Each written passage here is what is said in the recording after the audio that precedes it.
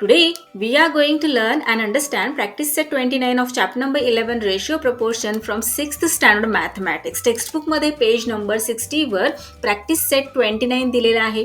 या practice set मधील क्वेश्चन्सचे answers अतिशय सोप्या पद्धतीने कसे सॉल्व्ह करायचे ते आजच्या व्हिडिओमध्ये आपण पाहणार आहोत. सो टेक्स्टबुकमध्ये इंट्रोड्यूस केलेली आहे द युनिटरी मेथड. आता द युनिटरी मेथड म्हणजे काय आपण या एक्झाम्पल थ्रू समजून घेऊयात. हे टेक्स्टबुक मधीलच एक्झाम्पल आहे. Vijaya wanted to gift pens to 7 of her friends on her birthday. या पिक्चरमध्ये आपल्याला ही जी गर्ल दिसत आहे ती आहे विजया आणि तिचा बर्थडे आहे. तिला तिच्या बर्थडे निमित्त तिचे जे 7 फ्रेंड्स आहेत त्यांना पेन गिफ्ट करायचा आहे. When she went to a shop to buy them. आणि जेव्हा ती 7 पेन्स विकत घेण्यासाठी शॉपमध्ये गेली तेव्हा काय झालं, the shopkeeper told her the rate for a dozen pens. हा शॉपकीपर आहे. या शॉपकीपरने विजयाला 1 डझन पेनची कॉस्ट सांगितली. किती सांगितली? अ डझन पेन्स कॉस्ट ₹84. 1 डझन पेनची कॉस्ट सांगितली 84 रुपीज. आता 1 डझन पेन्स म्हणजे किती पेन्स? तर 1 डझन म्हणजे 12. सो 1 डझन पेन म्हणजे 12 पेन. आणि 12 पेनची कॉस्ट किती सांगितलेली आहे शॉपकीपरने? तर 84. पण विजयाला तर 7च पेन विकत घ्यायचे आहेत. Then can you help Vijaya to find the cost of 7 pens. मग तुम्ही विजयाला हेल्प करताल का 7 पेन्सची कॉस्ट फाइंड आउट करण्यासाठी? कशी आपण 7 पेन्सची कॉस्ट फाइंड आउट करणार? If you find the cost of 1 pen, जर तुम्ही एका पेनची कॉस्ट फाइंड आउट केली, 1 पेन किती रुपीजला आहे हे जर फाइंड आउट केलं तर तुम्ही इझिली फाइंड आउट करू शकता की 7 पेन्सची कॉस्ट किती आहे. राईट. चला तर मग आपण सगळेजण मिळून या विजयाला हेल्प करूयात 7 पेन्सची कॉस्ट फाइंड आउट करण्यासाठी. सो आपल्याला माहित आहे 1 डझन म्हणजे किती? तर 12 pens. So cost of 12 pens is equal to 84 rupees. आता हे गिवन आहे की 12 पेन्सची कॉस्ट किती आहे? 84 रुपीज. आता आपल्याला 1 पेनची कॉस्ट फाइंड आउट करायची आहे. जर आपण 1 पेन किती रुपीजला आहे हे फाइंड आउट केले तर आपण इझिली 7 पेन्स किती रुपीजला आहेत हे फाइंड आउट करू शकतो. बरोबर की नाही? चला आता आपण 1 पेनची कॉस्ट फाइंड आउट करूयात. कशी फाइंड आउट करणार? 12 पेन्स 84 रुपीजला आहे. मग 1 पेन किती रुपीला हे कसे फाइंड आउट करणार? इझी आहे. आपल्याला डिव्हिजन करावे लागणार. So cost of 1 pen is equal to 84 divided by 12. किती? 12 7 जार 84. राईट. So 7 rupees. हे पहा, खूप साऱ्या आर्टिकल्सची जेव्हा प्राइस दिलेली असते आणि त्यातून आपल्याला 1 आर्टिकलची जेव्हा प्राइस फाइंड आउट करायची असते तेव्हा आपण काय करतो? डिव्हिजन करतो. राईट. सो इथे सुद्धा आपण काय केलेले आहे? डिव्हिजन केलेले आहे. 12 पेन्सची प्राइस 84. राईट. तर 1 पेनची किती? 84 divided by 12 is equal to 7. So 7 rupees. 1 pen कितीला? 7 रुपीजला. मग आता 7 पेन्स कितीला हे कसे फाइंड आउट करणार? तर मल्टिप्लिकेशन करून, कारण 1 पेन 7 रुपीजला आहे हे आपल्याला माहीत आहे. मग cost of 1 pen multiplied by number of pens. 1 पेनची कॉस्ट किती आहे? तर 7 रुपीज. आणि किती पेन्सची फाइंड आउट करायची आहे? तर 7 पेन्सची. म्हणून 7 multiplied by 7 is equal to 49. So our final answer is the cost of 7 pens is 49 rupees. So Vijaya, किती कॉस्ट आहे तुझ्या 7 पेन्सची? तर 49 रुपीज. तुला शॉपकीपरला 7 पेन्ससाठी 49 रुपीज द्यावे लागतील. सो ही जी मेथड आहे, ज्या मेथडने आपण आन्सर फाइंड आउट केले, आधी डिव्हिजन केलं मग मल्टिप्लिकेशन केलं, यालाच युनिटरी मेथड असे म्हणतात. So what is unitary method? Find the cost of 1 article from that of many by division. अनेक वस्तूंच्या कॉस्टवरून एका वस्तूची कॉस्ट डिव्हिजन करून फाइंड आउट करणे. Then find the cost of many articles from that of 1 by multiplication. मग एका वस्तूच्या कॉस्टवरून अनेक वस्तूंची कॉस्ट मल्टिप्लिकेशन करून फाइंड आउट करणे. This method of solving a problem is called the unitary method. Very simple. Now let us solve practice set 29 and the first question is solve the following. If 20 meters of cloth cost 3600 rupees, जर 20 metre कापडाची किंमत 3600 rupees असेल तर find the cost of 16 metre of cloth. 16 metre कापडाची किंमत आपल्याला find out करायला सांगितलेली आहे. आता इथे लक्ष द्या, इथे 20 मीटर कापडाची किंमत दिलेली आहे 3600 आणि आपल्याला 16 मीटर कापडाची कॉस्ट फाइंड आउट करायची आहे. कसं करणार? आपण आत्ताच शिकलेलो आहोत द युनिटरी मेथड, राईट. तर इथे 20 मीटर्सची दिलेली आहे 3600. 20 मीटर्सवरून आपल्याला 1 मीटर कापडाची किंमत फाइंड आउट करावी लागणार आणि मग त्यानंतर आपण 16 मीटर कापडाची किंमत इझिली फाइंड आउट करू शकतो. सो या क्वेश्चनमध्ये गिवन काय आहे? लेंथ ऑफ क्लॉथ किती आहे? 20 मीटर आणि त्याची कॉस्ट किती दिलेली आहे? तर 3600 रुपीज. मग आता 1 मीटर कापडाची कॉस्ट कशी फाइंड आउट करणार? तर डिव्हिजन करून cost of 1 metre cloth is equal to 3600 divided by 20. तुम्ही अशा प्रकारे डिव्हिजन करू शकता किंवा असे राईट केले 3600 डिवायडेड बाय 20 तरीही चालणार आहे. सो डिव्हिजन करूयात. इथे 10, इथे 10, 0 कट करूयात. 2 ने रिमेनिंग नंबरला डिवाइड करूयात. 2 1 जार 2 इथे राईट करूयात आणि 3 मधून 2 सबट्रॅक्ट केल्यानंतर 1 रिमेनिंग राहतो. सो 1 आणि 16 झाले. 2 8 जार 16 आणि 2 0 जार 0. सो 0 राईट करूयात. 180. आता 180 काय आले आपले answer? Cost of 1 metre cloth. Write करून घेऊयात. So cost of 1 metre cloth is 180 rupees. आता आपल्याला फाइंड आउट काय करायचे आहे? 16 मीटर कापडाची किंमत. सो राईट करूयात. So cost of 16 metre cloth is equal to cost of 1 metre multiplied by 16. काय आलेली आहे 1 मीटर कापडाची किंमत? 180 रुपीज. So 180 multiplied by 16.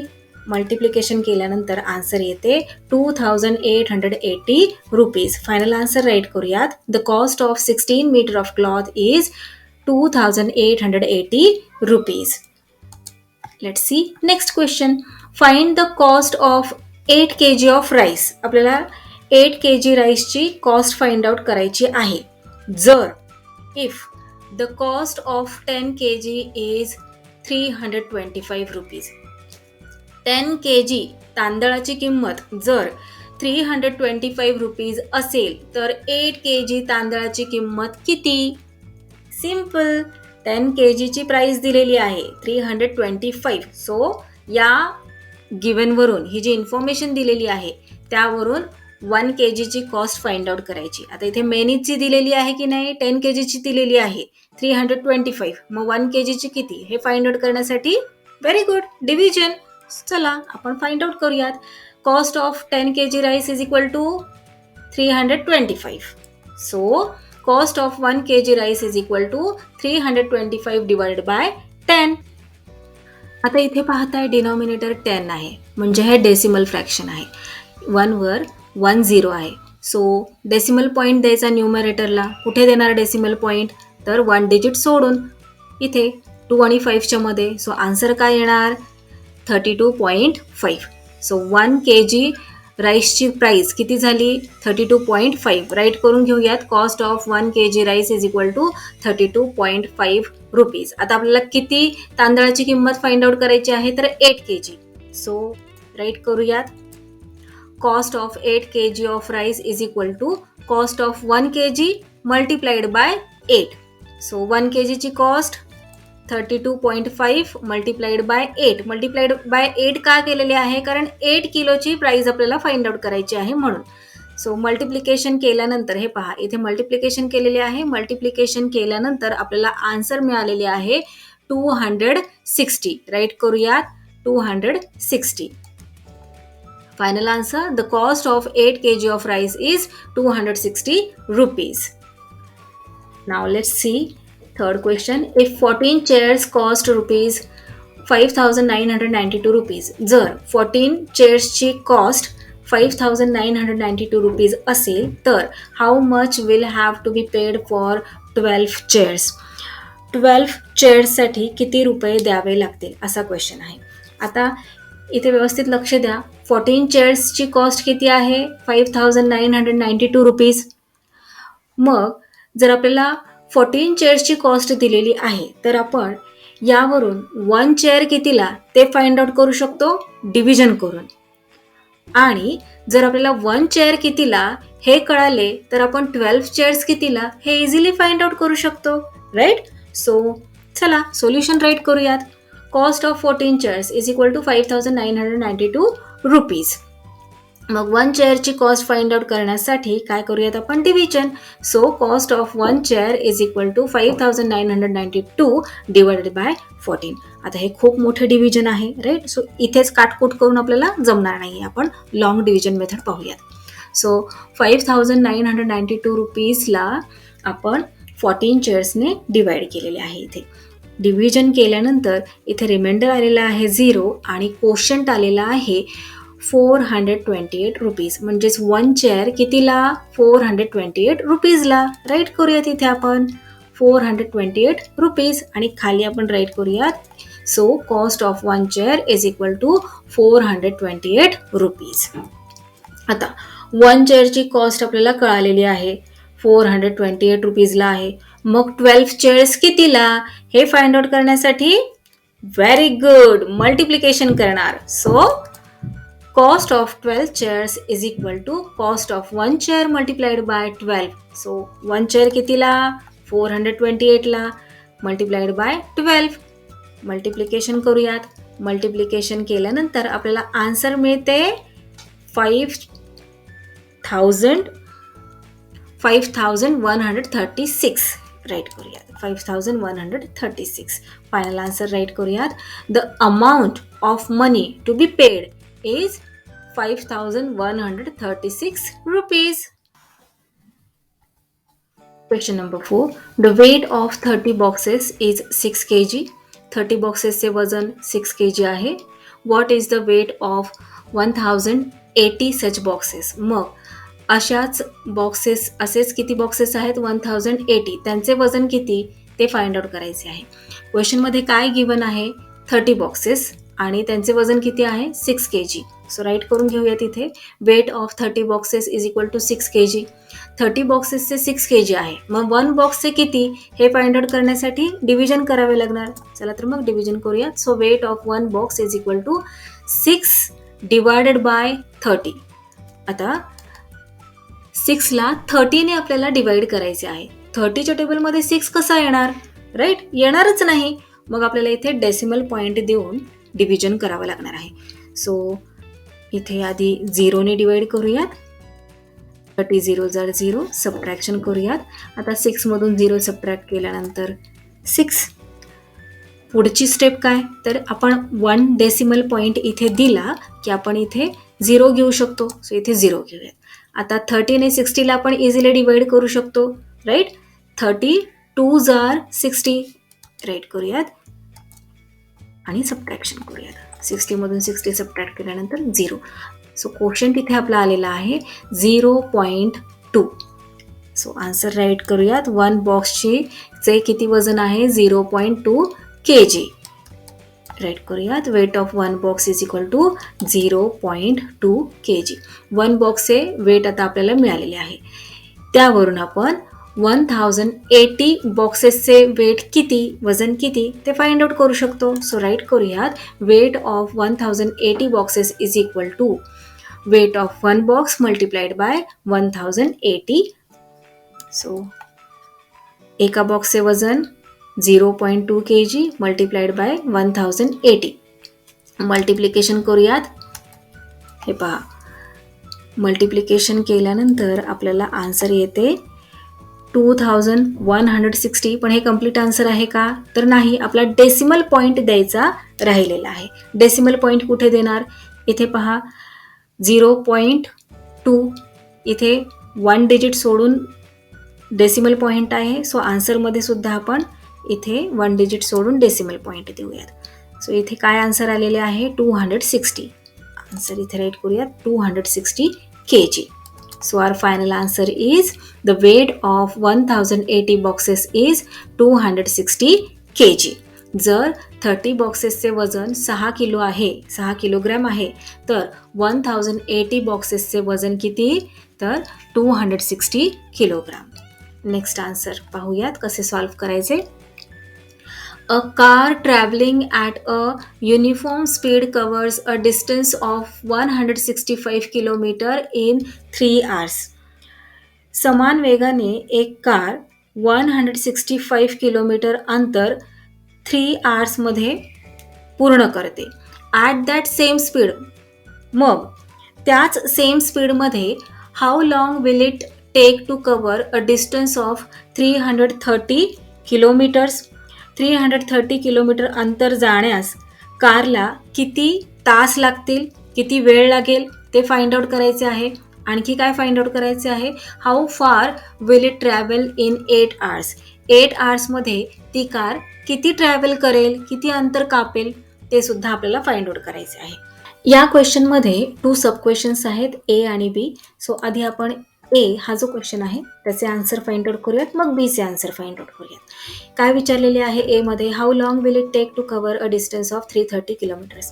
आता एक कार आहे, या कारला 165 किलोमीटर एवढे अंतर कापण्यासाठी 3 आवर्स लागतात.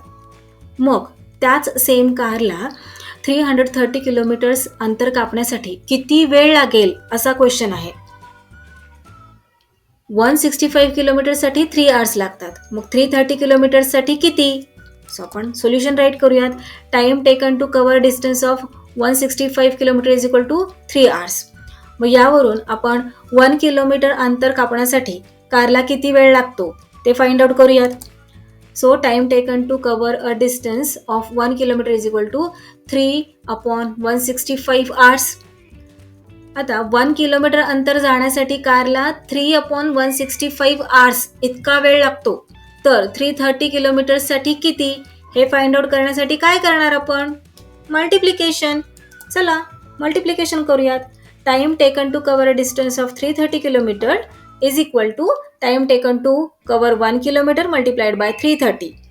Time taken to cover 1 kilometre, किती वेळ लागतोय 1 किलोमीटरसाठी, तर 3/165. राईट करूया, 3/165 मल्टिप्लाइड बाय 330. आता इथे 165 ने आपण 330ला डिवाइड करू शकतो का, तर 165चा टेबल तर आपल्याला कोणालाच येत नाही. मग आपण तयार करूयात टेबल. 165 2 जार किती असू शकतो बरं, चला मल्टिप्लिकेशन करून पाहूयात. 165 multiplied by 2. 2 5s are 10, 0 1 carry over, 2 6s are 12 plus this one 13, so 3 1 carry over, 2 1s are 2 and 3. Yes, we got the answer. 330. हे पहा, इथे 330 आहे, इथे 330. 165 2s are किती आलेले आहे 330. सो इथे राईट करूयात. 165 1s are 165 आणि 165 2s are 330. आता 3 मल्टिप्लाइड बाय 2 किती 6. So 6 hours. ए या सब क्वेश्चनचे आन्सर आपण फाइंड आउट केलेले आहे. 330 किलोमीटर्स एवढे अंतर कारला कापण्यासाठी कारला किती वेळ लागतोय, तर 6 आवर्स. राईट करूयात मग. It will take 6 hours to cover a distance of 330 kilometres. आता second sub question, how far will it travel in 8 hours. चला राईट करून घेऊया तिथे. How far will it travel in 8 hours. क्वेश्चनमध्ये आपल्याला सांगितलेले आहे की कार 3 आवर्समध्ये 165 किलोमीटर एवढे अंतर कव्हर करते. आणि आता इथे आपल्याला क्वेश्चनमध्ये विचारलेले आहे की 8 आवर्समध्ये मग ही कार किती अंतर कव्हर करेल. 3 आवर्समध्ये एवढे करते, मग 8 आवर्समध्ये किती हे फाइंड आउट करण्यासाठी आधी आपल्याला काय करावे लागणार, तर 1 आवरमध्ये कार किती डिस्टन्स कव्हर करेल हे फाइंड आउट करावे लागणार. कसे फाइंड आउट करणार, तर डिव्हिजन करून. So distance cover by car in 1 hour is equal to 165 divided by 3. Division करूयात.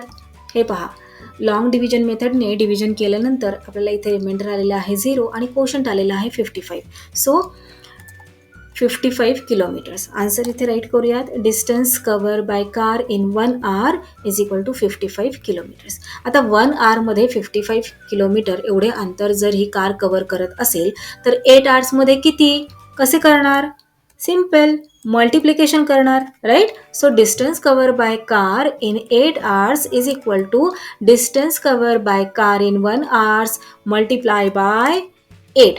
सो 1 hour मध्ये 55 किलोमीटर्स, 8 hours मध्ये किती मल्टिप्लिकेशन करून फाइंड आउट करूयात. So 55 multiplied by 8 is equal to 440. So 440 kilometres. Final answer write करूयात. The car will cover a distance of 440 kilometres in 8 hours. 8 hours मध्ये किती distance cover करणार, तर 440 किलोमीटर्स. क्वेश्चन नंबर 5 से संपूर्ण आन्सर इथे write करून दिलेले आहे, तुम्ही व्यवस्थित समजून घ्या.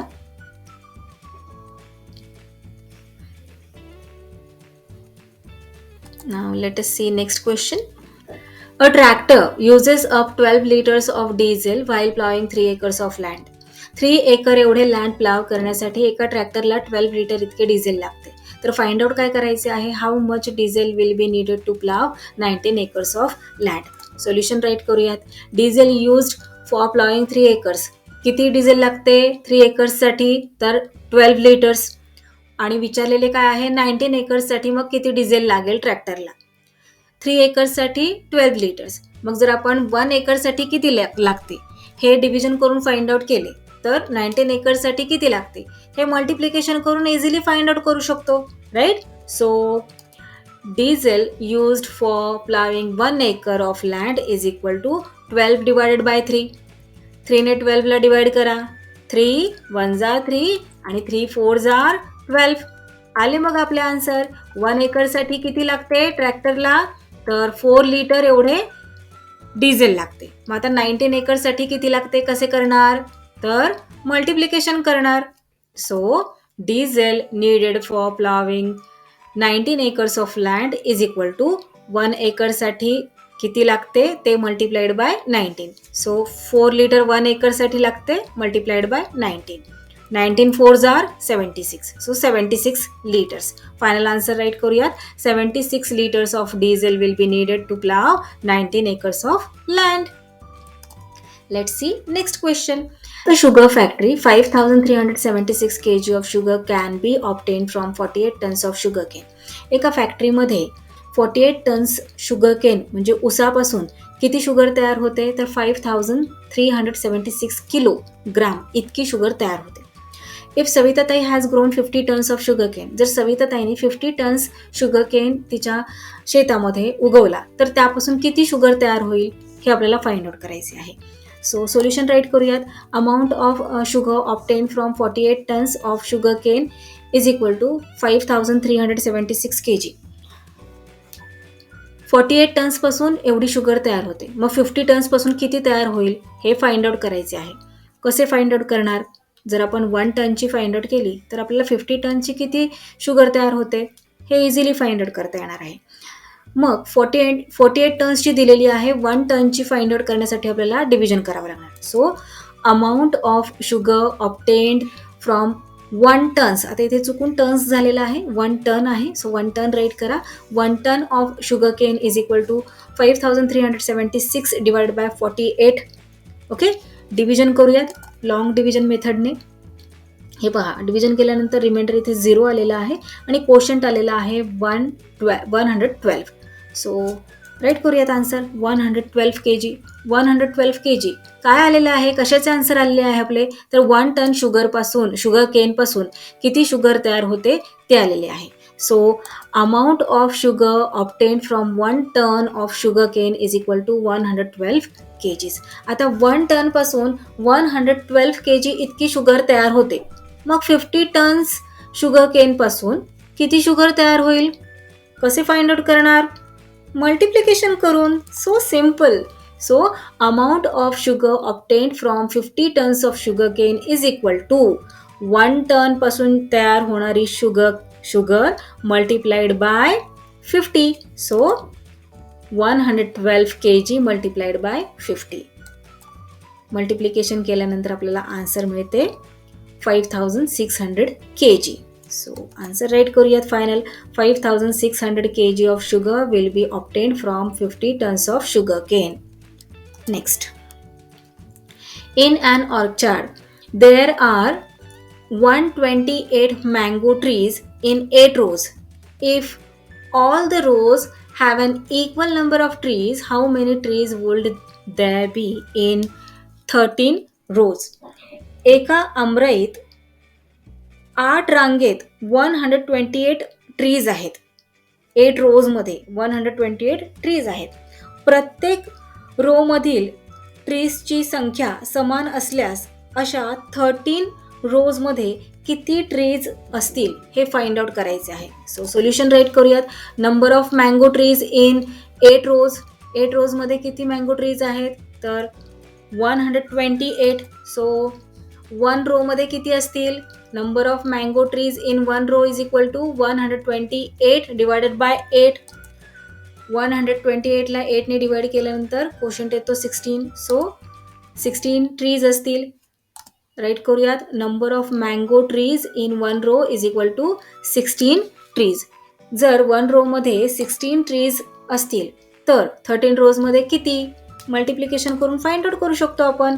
Number of mango trees in 13 rows is equal to number of trees in 1 row multiplied by 13. 1 row मध्ये 16 multiplied by 13. 16 multiplied by 13 is equal to किती आलेला आहे 208. सो राईट करूया 208. फायनल आन्सर राईट करूया. There will be 208 mango trees in 13 rows. Last question.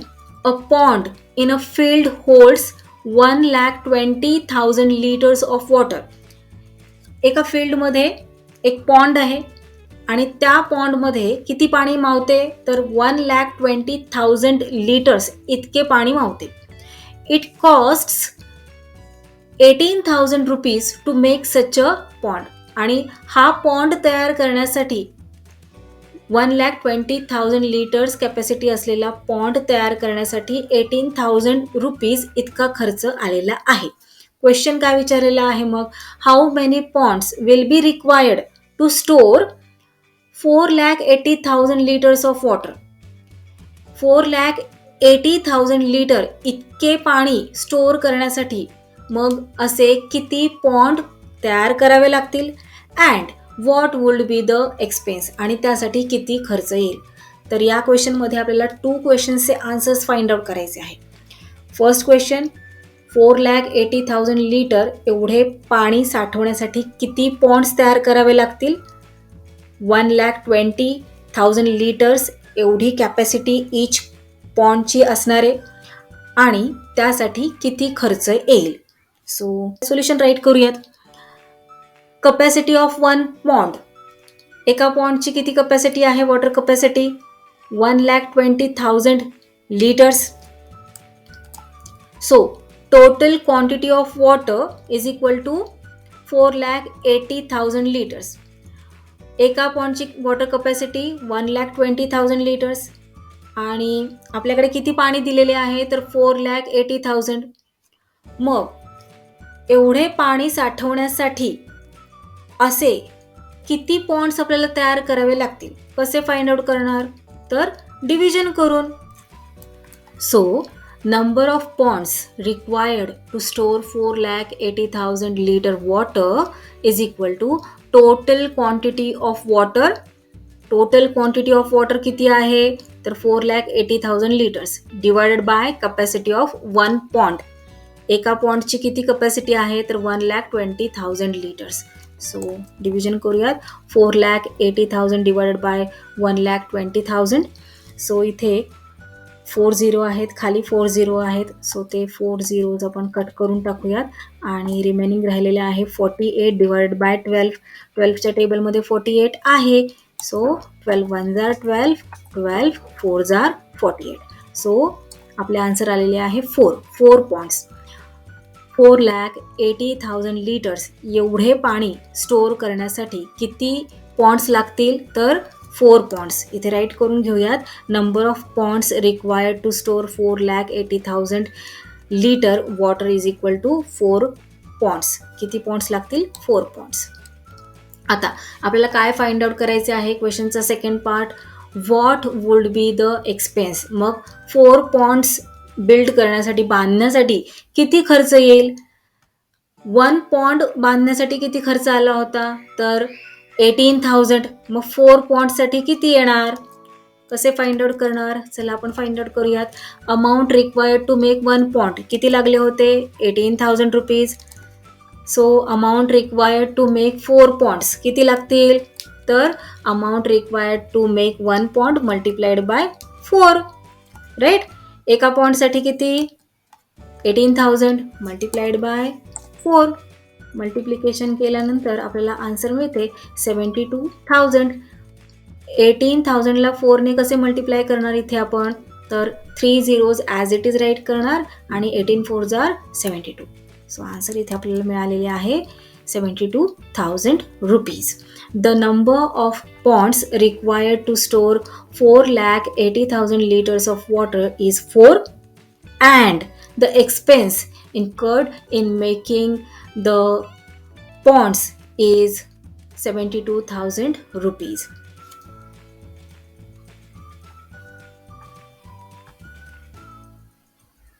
Question number 9चे complete answer इथे दिलेले आहे, तुम्ही व्यवस्थित समजून घ्या.